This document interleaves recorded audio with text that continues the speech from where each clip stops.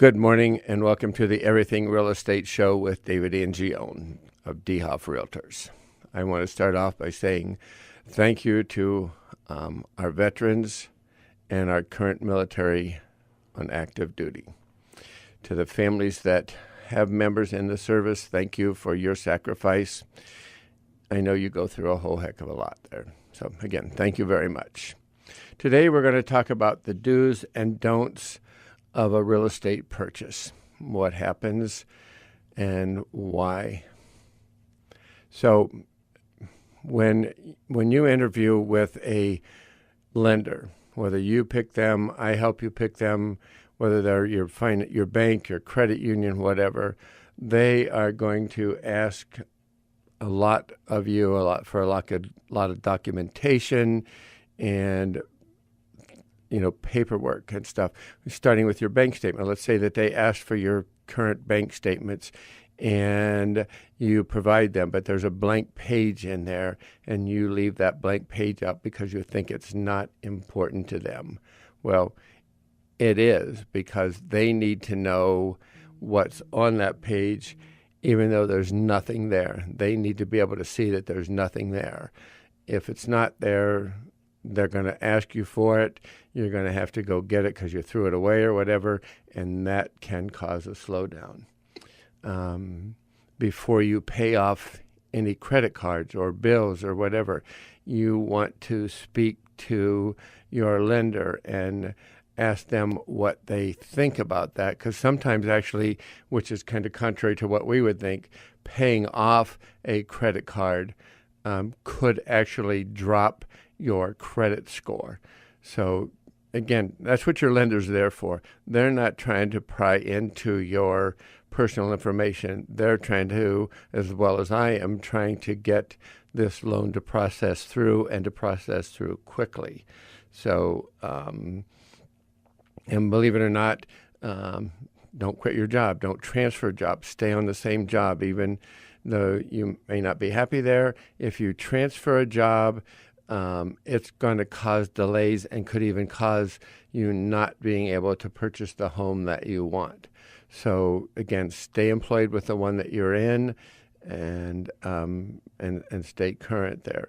You want to not run up any more credit cards or purchase anything on credit once you've applied for the loan, because that will affect your debt-to-income ratio, which again could cause you not to be qualified. So you have to be diligent to not do that. If you find something, you're buying a home and you need a stove and it's on sale or something, see if you can put it on layaway or one of those things, type of that, other than credit. Layaway doesn't go against you.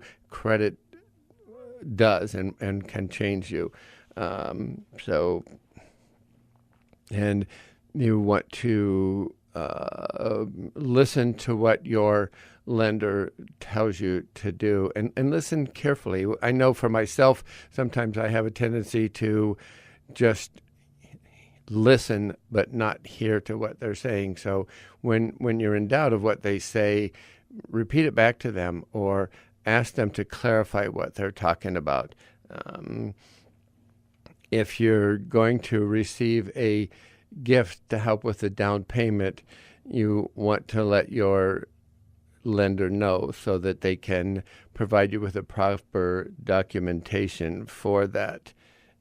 If you get in a large sum of money coming to you, and you want to let them know so that they can document where it came from. You want to make a copy of that check or money order or whatever it is and document where it comes from. Every deposit has to be documented, so that it can be known where it's coming from, that type of thing. So don't close or open any asset accounts. Transfer funds between accounts without receiving the correct documentation required for your loan. Don't change jobs. We've talked about that a little bit, without inquiring about the impact. These things have an impact. If you change jobs, especially if it goes into a different field, then you're looking at you only have a month on job or a week on the job, and that won't work for you. So those types of things that you want to do. Your earnest money deposit needs to be provided on a timely basis. Earnest money deposit is when you make the when you put out your purchase agreement, you agree to put X amount of money down, and that says that you're sincere about what you're doing, and you need to make that promptly. It should come from your personal checking account or savings account. And if it's gift funds, that needs to be documented. So those are things that we do. Keep current on your payments with your credit cards, your house payments, your all of your obligations, your utility bills. All of those things can have a negative effect on you to for your purchase agreement and your loan application. Sorry, my voice just went crazy. So those are some of the things that you need to do to keep yourself moving along quickly. Just an example of someone without names here. They had some credit cards and bills that they had to pay off, and their loan officer asked them to pay them off through them. In other words, give them the check made out to that company, and then they would pay it at closing, I believe is how it was going to be. And then the loan officer would have the correct documentation so that it wouldn't slow things down. Well, we were scheduled to close and had to delay the closing by a couple of days because the person did not understand completely how he was supposed to do this, or she, and they went ahead and paid him off, and then the loan officer did not have the documentation. So underwriting says we don't see that that's been paid off, so we need to have that documentation. It took an extra 2 days to get that correct documentation, and the loan was delayed by a couple of days. So it's important that you listen, and if you don't understand, ask questions about what is wanted and what is provided or required of you. And another case was where a person had been involved in an accident and their car was totaled, and they asked their loan officer, "Can I buy a car?" The loan officer then said, "Yes, you may, but keep your payment at the same." Well, they went out and bought the car, which was fine, but then they doubled their their car payment, and it put them in jeopardy of not being able to purchase that home that they were under contract for. And this was like within a week of them being closed, all this transpired, and the new loan amount came out and the new payment amount came out, and it put them in their income to debt ratio above where they should be, and it was able to be worked out and closed, but again, it caused some delay. So by not following instructions, it could have cost them the home that they were purchasing and that took so long for them to find. So it's very, very important that you listen to what you're being told, both by your realtor, by your lender.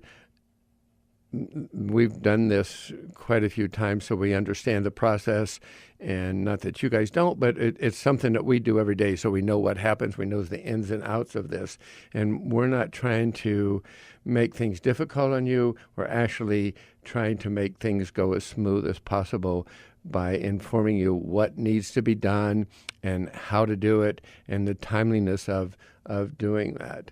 So we're here for you to help you make this a true, smooth transaction.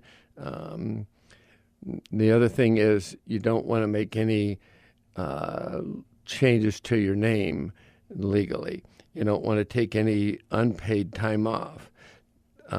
Don't schedule any vacations or time off for any reason, if at all possible, before the closing. Don't, after any documents in any way, alter any documents in any way. They're very sensitive to that. And a lot of that has to do with some of the new regulations that came down with the 9/11, and they want to know where your money's coming from, and all those other fun things. So that's important. We're just looking for the consistency all the way across the board of the do's and don'ts for your purchase agreement. So those are some of the things that we need to not do. Again, the do's are be on time with your paperwork that is asked of you, and just very, very consistent with that. And I know that sometimes we're going to ask you for the paperwork a couple of different times, and that's just because there's something they see. And you know what, even they may have lost the paper or whatever, and I know it's very disturbing that you have to go through all of that. But it's even as aggravating as it may be, you want to provide that to your loan officer as quickly as you possibly can. Verification of employment, that's sometimes referred to as a VOE.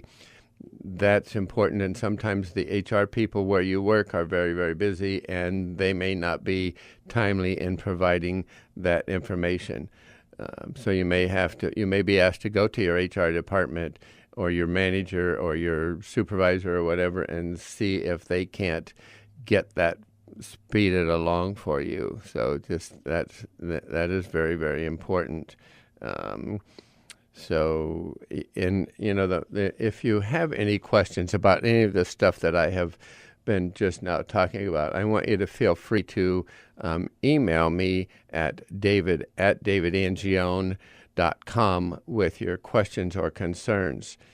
And not only about the do's and don'ts, but anything real estate that you have questions about, I want you to feel free to email me, whether it's about home inspections, lending, your process of that, your title insurance, why you need that, what it is.